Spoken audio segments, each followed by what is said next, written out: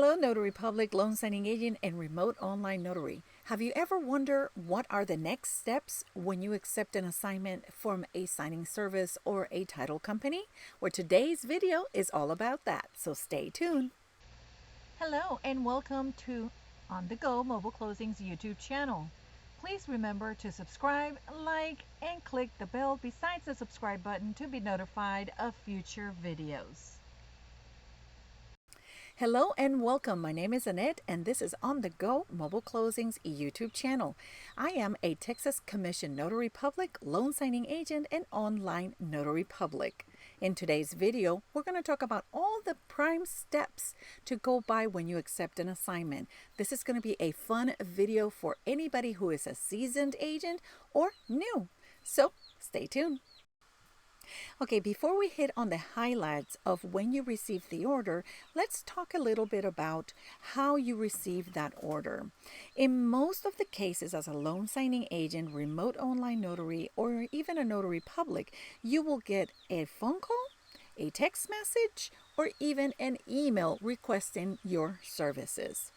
Now, keep in mind, some of the signing companies that are out there that you sign up for free will always send a blast email or a blast text message to all the notaries in your area that can cover this assignment. So if you're first in line and you click on that button and you answer yes to your request, not necessarily means that you did get that assignment. It just means that you're available and they will decide who they're going to give that assignment to. Well, let's move on to the most exciting part. You did receive the order. You have been selected to cover that closing. So what happens next? First things first, you will receive an email, whether that may be from the signing service that hired you, from the lender, or directly from the title company. And what does this email have? This email will have the date, the time, the borrower's name, the location of the signing, and the type of documents that you will be closing with the signer. So you have received an email confirming you are the one who has been selected. But have you checked your calendar? Have you checked if you're available at the date and the time they're requesting? Sometimes we have other orders coming in that you have accepted before you receive this email. So keep in mind to check your schedule first. Keep in mind that some of the title companies, if not all, will send you an encrypted email message so you can log into their platforms to download those documents. Since these documents are sensitive in nature, then they have to be careful with how they send the documents out. This is why it's so important that when you do receive that order, you print them out of the comfort of your home or your office. It's a no-no or frown upon if you go to a FedEx location or a library to print these personal and private documents that have very highly confidential information. You received the encrypted email and you are ready to go.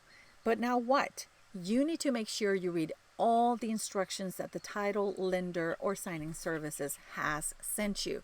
I cannot stress enough how many of the notary publics I've worked with in the past get all confused because they don't know what color of pen to have them sign with, or if they need to give you a check for some closing cost, or if they need to sign an ACH, or if they want a particular Patriot Act form signed.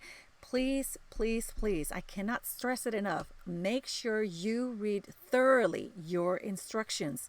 Then make sure that when you download those documents, each document is correct. Sometimes printers can act funny and they print lines or cut sections. So when you print a packet, before you print the second packet, make sure you look at each document and make sure that each document is correct and it's not missing sections because your printer was a little bit defaulty.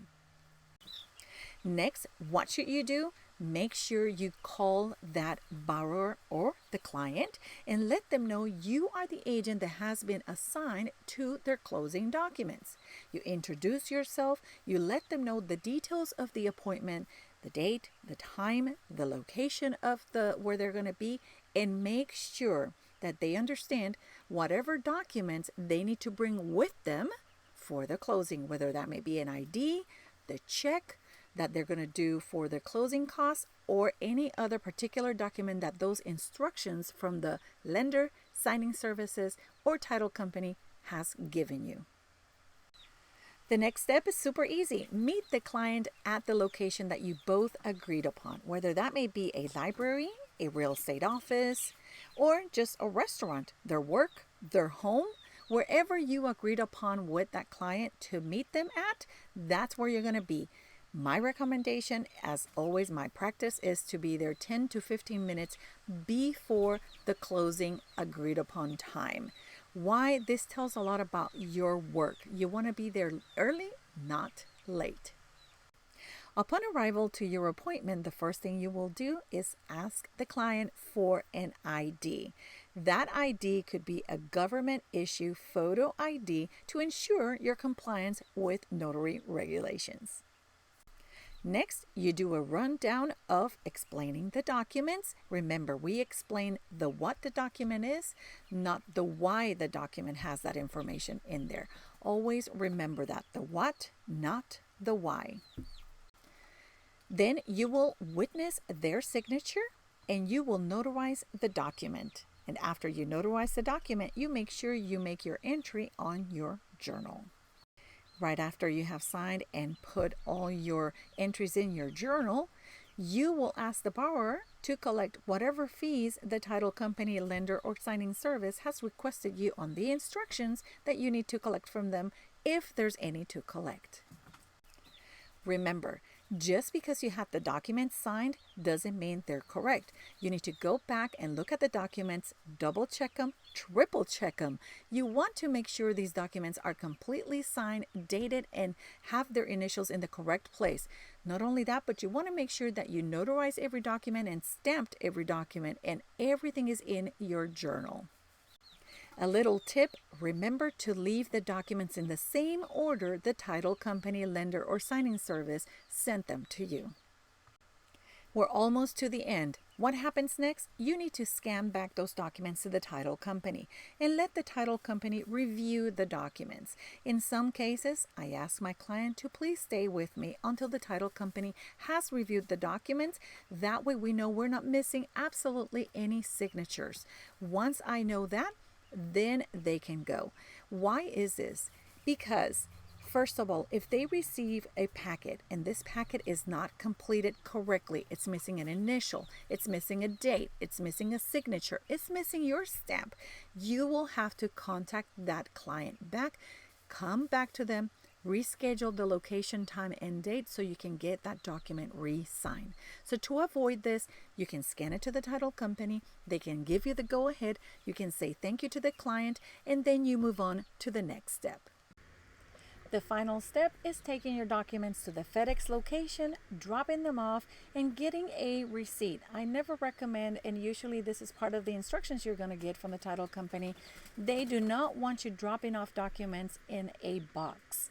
They want somebody or a representative to receive the documents and give you a receipt that you have dropped off the documents. That receipt will have a number. You can copy that, scan it, and send it back to the title company as evidence that you dropped off your documents. As a notary public, you want to keep thorough records of your transactions. That way you know when to send an additional invoice or an additional email to the title company or signing services so you can get paid. I hope this information has been useful, and remember to like and follow for more.